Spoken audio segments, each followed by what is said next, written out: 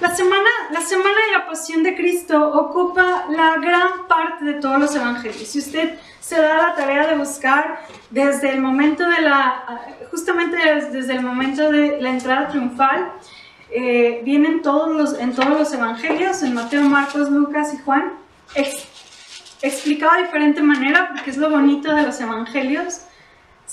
Algunos agregan otros aspectos que otros no. Pero a partir de ahí, en todos los evangelios, esto ocupa alrededor de la semana de la Pasión, empezando el Domingo de Ramos a una semana que es el Domingo de Resurrección. Ocupa más o menos el 30% o una tercera parte de cada evangelio. Por ejemplo, en Mateo estamos hablando del capítulo 21 y tiene 28 capítulos. En Juan tiene 21 capítulos y la semana triunfal, el domingo de la entrada triunfal empieza, me parece, en el capítulo 12. Y casi todos los evangelios, una tercera parte es esta semana. Es la semana donde Jesús culmina su ministerio, donde vemos la obra de Dios a través de Cristo. Y este es el gran inicio. Y particularmente Mateo, cada libro, cada evangelio tiene como un significado especial porque los públicos eran diferentes. Mateo escribió para el pueblo judío y Mateo quería demostrar a los judíos que Jesús era el Mesías, que Jesús era la persona prometida por Dios para venir a salvar a su pueblo.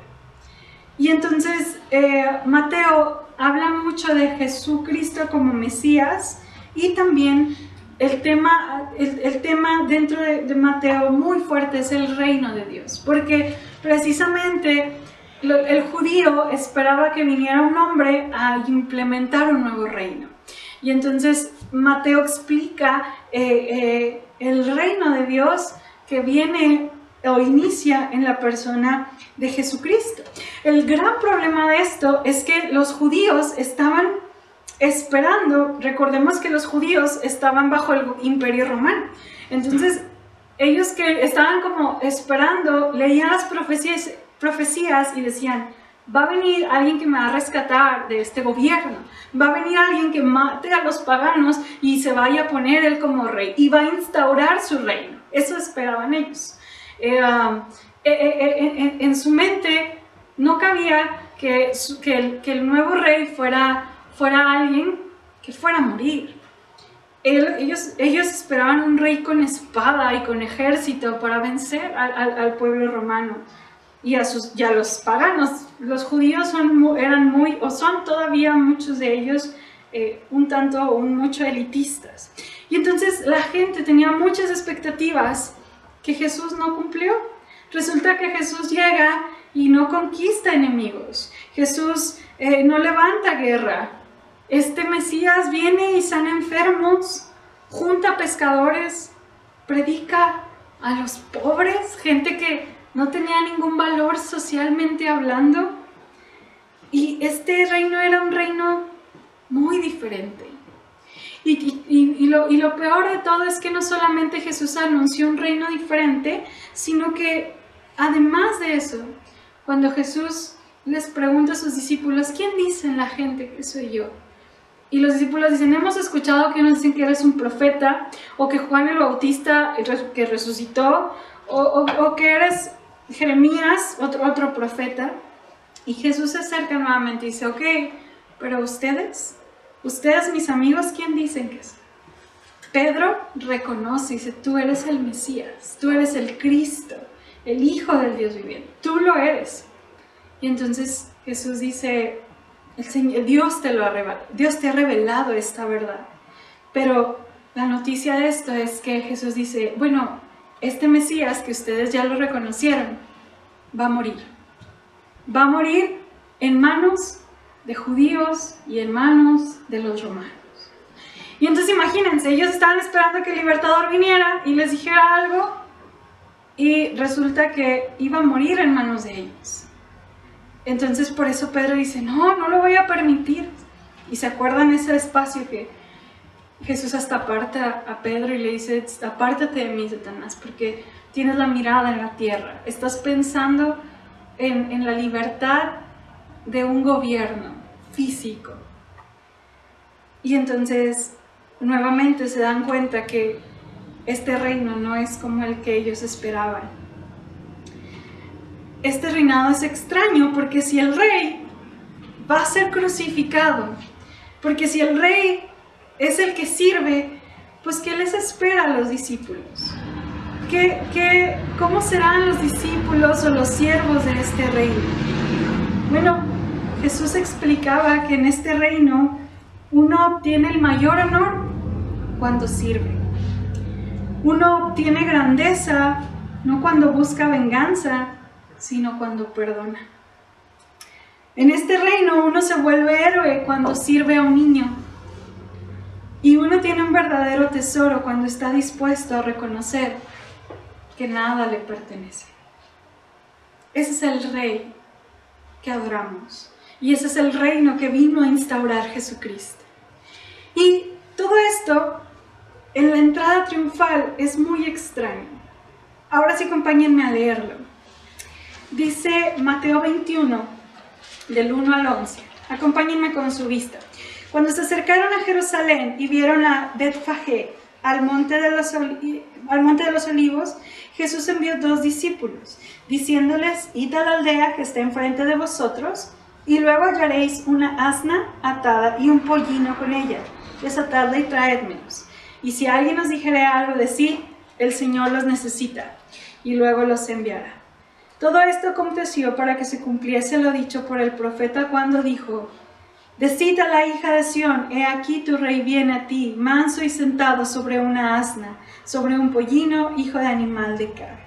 Y los discípulos fueron e hicieron como Jesús les mandó, y trajeron el asna y el pollino, y pusieron sobre ellos sus mantos, y él se sentó encima. Y la multitud, que era muy numerosa, tendía sus mantos en el camino, y otros cortaban ramas de los árboles y las tendían en el camino. Y gente que iba delante y la que iba detrás aclamaba diciendo, Hosana al Hijo de David, bendito el que viene en el nombre del Señor, Hosana en las alturas. Cuando entró él en Jerusalén, toda la ciudad se conmovió diciendo, ¿quién es este? Y la gente decía, este es Jesús, el profeta de Nazaret, de Galilea. Tenemos, hermanos, una escena muy hermosa. Y a este sermón lo titulé, suena como a película, no sé si hay una película que se llame así, pero le puse el choque de 2 reinos, porque estamos en una escena donde parece que hay un choque de 2 reinos. Está el reino terrenal o el reino que ellos esperaban que Jesús instaurara. Está el reino que ellos esperaban con un rey que iba a quitar a Herodes y a Pilato de su pueblo. Y tenemos realmente el plan de Dios a un rey que vino a servir y se dirigía a la cruz. Hay 2 reinos ahí completamente en choque. Porque uno esperaba una victoria, una guerra, y el otro una humillación para dar una victoria diferente.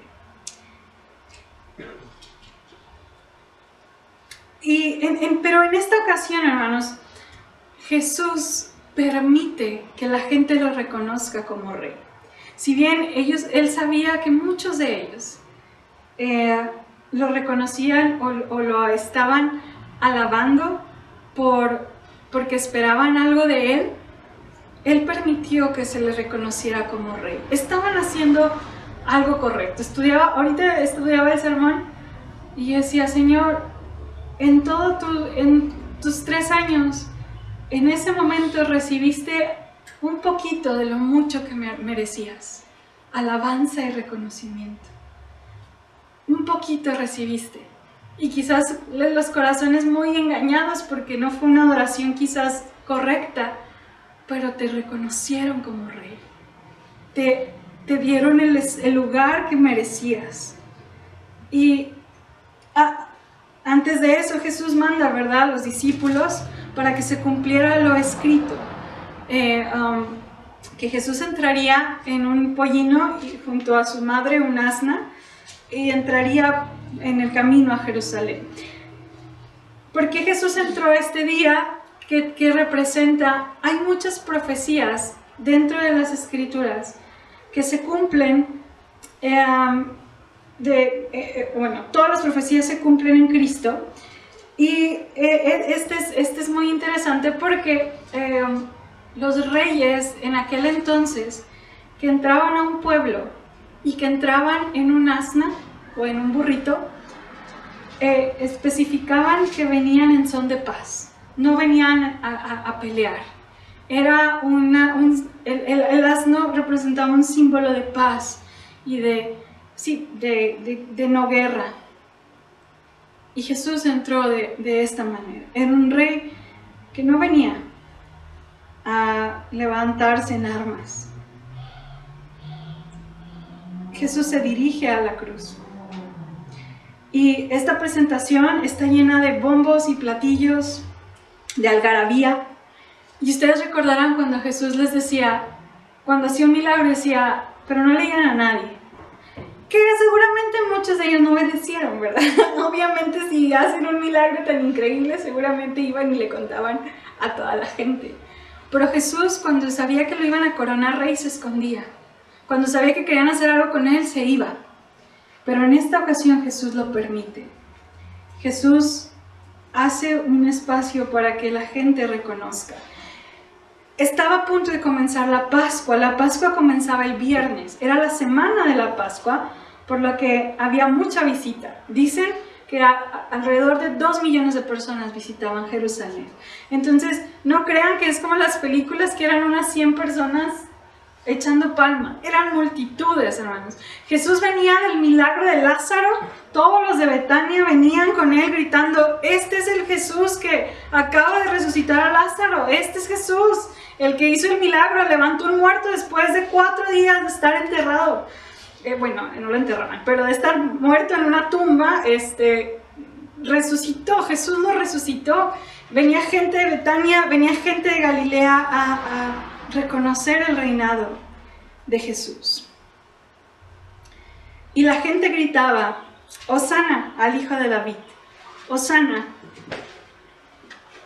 Y muchas veces nosotros tenemos palabras y frases que ni siquiera conocemos, que ni siquiera sabemos qué significan, pero pues son bíblicas, ¿verdad? Aleluya, Hosana, incluso amén, ¿verdad? A veces las usamos sin entender bien qué connotación tiene. Bueno, Hosana era un grito que, si ustedes se fijaron, lo leímos en el Salmo, era un salmo realmente mesiánico, donde se espera que este Mesías salvara al pueblo. Hosana significa sálvanos. Sálvanos ahora, te lo rogamos. Ellos decían, sálvanos, te lo rogamos. Pero su salvación era querer ser libres de un pueblo, querer dejar de pagar impuestos. El Hosana que Dios espera de nosotros, hermanos, es muy distinto. Dios espera que cantemos Hosana diciendo, Señor, sálvame de mí. Sálvame de esta mente sucia. Sálvame de mi carácter que a veces no sé controlar. Sálvame de mi enojo. Sálvame de mi egoísmo y de mi orgullo. Sálvame ahora, te lo ruego. El pueblo cantaba, Hijo de David. Nosotros sabemos que David era como el ejemplo, el mayor ejemplo del rey perfecto para ellos. David fue como el ícono, el Benito Juárez de México, por ejemplo. ¿No? Es muy chafa la comparación, pero es como ese gobierno que como si se considera uno de los más justos. En aquel tiempo David era el rey que ellos esperaban que volviera a Israel a defender a su pueblo. Y hijo de David era el saber que Jesús venía de esa línea de reinado. Y aquí, hermanos, dice la Biblia que todos se conmovieron, la ciudad se conmovió. Es decir, la ciudad se estremeció, la ciudad, unos se confundieron, otros se inspiraron y preguntaban, ¿quién era Jesús? ¿Qué va a hacer Jesús para salvarnos? ¿Cuál va a ser la obra de este Mesías y de este Rey que estamos adorando? ¿Qué va a hacer?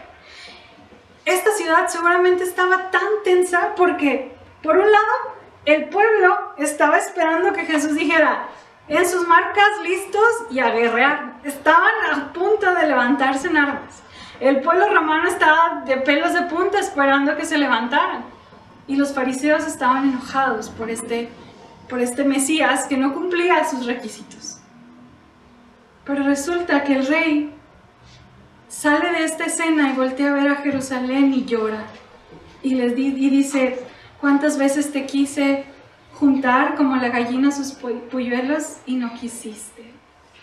Resulta que este Jesús, la siguiente escena es limpiar el templo que veíamos hace 2 semanas por la actitud del corazón. Resulta que este reino que viene a ser Jesús a implementar es muy distinto al que ellos esperan. Jesús les da la oportunidad a Israel para rendirse a Dios en este momento y no lo hicieron. Y hermanos, toda esta escena nos lleva a varias reflexiones, pero una de ellas es un momento para meditar. ¿Quién es el Jesús que tú conoces? ¿Cuál es el reino en el cual quieres servir? ¿Quieres que Jesús venga y haga lo que tú anhelas? ¿Quieres que Jesús venga y conceda tus anhelos? Que tú digas, sí Señor, te quiero en mi vida, pero yo soy el rey de mi vida, a ti te pongo como vasallo y me ayudas a hacer muchas cosas. O, Señor, por favor, sé el rey de mi vida, por favor, guíame, tú ordenas ahora mi vida. Yo quiero ser parte de este reino, que es una locura. Quiero que me enseñes a vivir a la luz de saber que el mayor es el menor. Quiero que me enseñes a servir, a entender que el valiente es aquel que sirve a un niño. Quiero vivir a la luz de entender que amar a los demás y amar incluso a mis enemigos es la señal eficaz de vivir en tu reino. Quiero entender que tú eres, o quiero vivir a la luz de saber que tú eres mi rey. Te doy mi reinado, ahora tú ordena.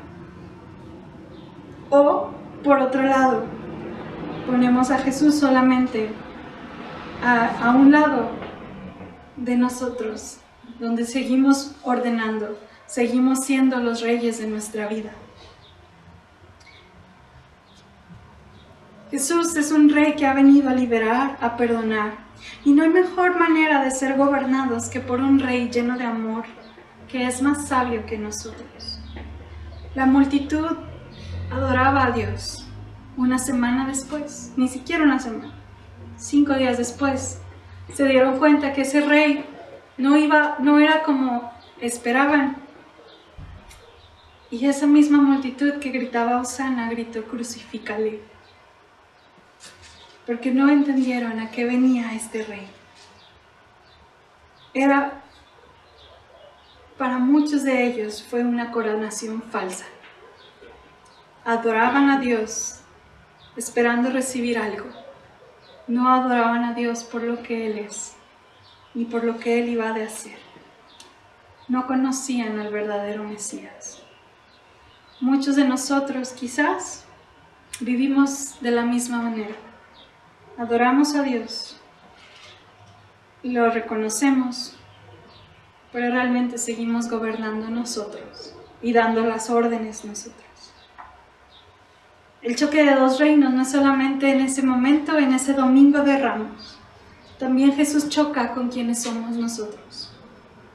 El mensaje de Jesús, uno de los mensajes que da, hermanos, este domingo, la entrada triunfal, es entender que solo uno puede reinar en el corazón. O Cristo o nosotros. O Cristo bajo su liderazgo y su reinado, o nosotros bajo lo que pensamos que es mejor. La invitación de Cristo en este domingo, hermanos, es entregarle total y completamente nuestra vida al Rey. al que dio todo por nosotros. Y aun cuando las cosas resultan muy distintas a las que esperamos, Él tiene el control, y su gracia y su libertad y su propósito es mucho mayor del que los judíos y nosotros muchas veces esperamos. Así que, hermanos, este choque de dos reinos, o de el espíritu y la carne, dejemos que venza el espíritu, dejemos que venza el reinado de Cristo. Dejemos al Rey hacer su trabajo en nuestro corazón. Dejemos al Rey que nos use para llevar a cabo su reinado aquí en la tierra, para sanar heridos, para dar buenas nuevas a los que están perdidos. Así que vamos a ponernos de pie para terminar. Vamos a orar, confiando y esperando que el Señor nos salve de nosotros mismos. Nos salve de quienes somos, nos salve de nuestros pensamientos, de nuestras intenciones, de nuestro carácter. Y el Rey viva en nosotros y haga su obra en nosotros. Señor, estamos reconociéndote como Rey.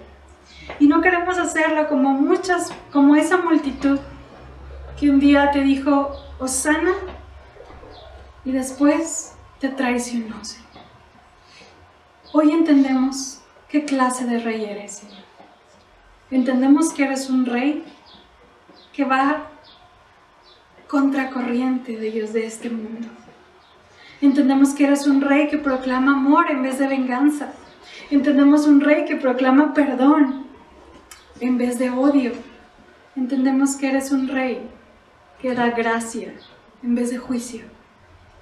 Entendemos que eres un Rey que sirve y ama. Señor, Rey soberano, queremos ser como tú. Queremos ser un reflejo. Y queremos pedirte dos cosas, Señor. Que tú plantes tu reino en nuestro corazón.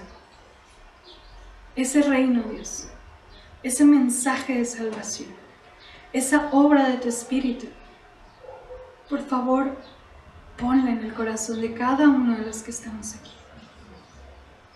Señor, realmente queremos que tú reines nuestra vida. Y nuestra otra petición es que podamos ser parte de plantar tu reino en esta tierra, Señor. Ser esa luz que tú esperas que seamos. En nuestro trabajo, en nuestra familia, Señor, en el lugar en el que nos desenvolvamos. Queremos, Señor, que la gente vea que somos peregrinos de este mundo, que somos y servimos a un Rey distinto, y que amamos a un Rey que ha dado la vida por nosotros. Obra, Dios, obra en nuestro corazón, reina en nuestra vida. Que cuando cantemos tú eres el Rey de nuestra vida, lo digamos con todo el corazón. Y Señor, también permítenos que la gente vea y quiera entrar a este reino por lo que tú has hecho y por la transformación de nuestras vidas. Sigue obrando y trabajando en cada corazón. Te ruego también, Señor, por aquellos hermanos que hoy no han venido. Pedimos tu bendición sobre ellos. Pedimos que sea tu mano, Dios, y que Dios, su razón del por qué hoy no están aquí, Señor, no sean malas noticias. Líbralos, Señor, y te ruego, Dios, en el nombre de Jesús, que bendiga nuestra semana y que podamos en cada decisión que tomemos pensar, Rey, decide tú por nosotros. Ayúdame a decidir bajo tu voluntad lo mejor para tu reino, Señor. Bendice a tu iglesia, bendice esta semana, Señor, esta semana tan gloriosa, tan hermosa. Permítenos tener momentos especiales durante nuestra Semana Santa, Señor. Dar el lugar que tú mereces en esta Semana Santa. Y Padre, pedimos que ahora que nos vamos, que la bendición del Padre, la gracia y el amor de tu Rey soberano, de Cristo el Rey, y la transformación de nuestras vidas por medio del Espíritu Santo sea obrando en cada uno de nosotros, ahora y siempre. En Cristo, Señor, también oramos por las ofrendas y diezmos que hemos de dar. Pedimos de tu bendición y tu gracia para el sostén de tus siervos, para el sostén de tu iglesia y para el engrandecimiento de tu reino. Te damos gracias en Cristo. Amén y amén.